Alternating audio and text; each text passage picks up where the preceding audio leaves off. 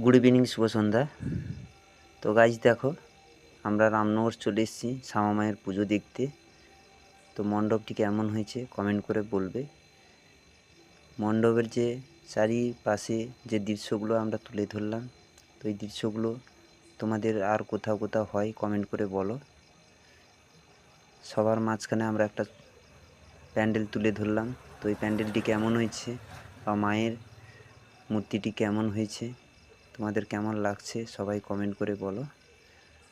আমাদের তো খুব ভালো লাগছে, তোমাদের কেমন লাগছে কমেন্ট করে বলবে।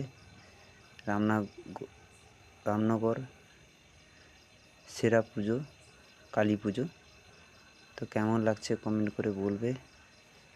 তো চারিপাশে যে দৃশ্যগুলো আমরা দেখাচ্ছি, তো অত্যন্ত খুব সুন্দর, ভালো লাগার। তো কেমন লাগছে কমেন্ট করে বলবে।